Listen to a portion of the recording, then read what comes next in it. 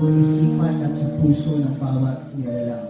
Tinanong ko kay Manong, Manong, masasagot mo ba ang tanong dito?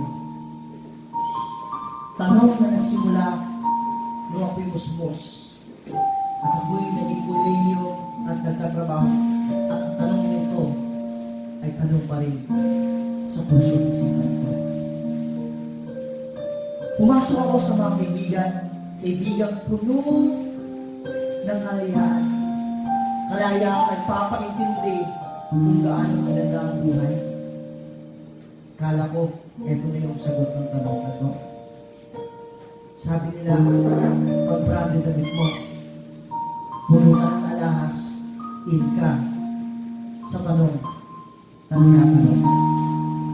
Doon ko naramdaman na hindi pa pala nasasagot ang tanong ko nung simulang ako'y musmus pa. Ngunit may isang araw, sa paglalakad ko, ako'y nakakita ng isang matandang tumatawid sa daan na hindi niya alam kung saan siya pupunta dahil sa kahirapan na kanyang pinagdadaanan.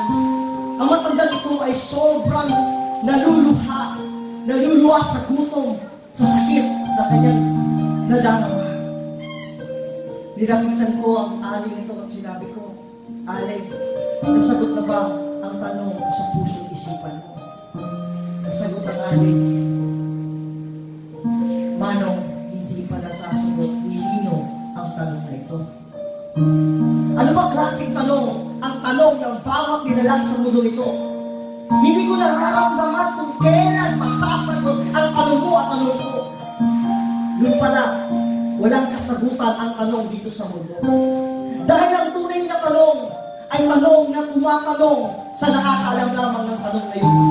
At ito ang Diyos na dakila na hindi mo man nakikita o naiyayakan o nararamdaman. Ngunit ang Diyos ay totoo.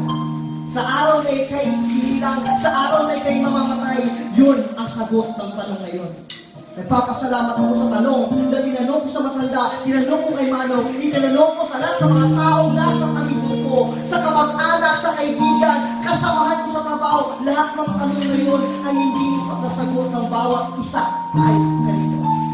Pero ngayong araw na to, sasagutin ko ang tanong ng bawat Pilipino.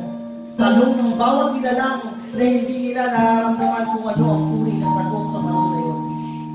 Ang tanong na yun, ang kaligtasan mo ba kanino?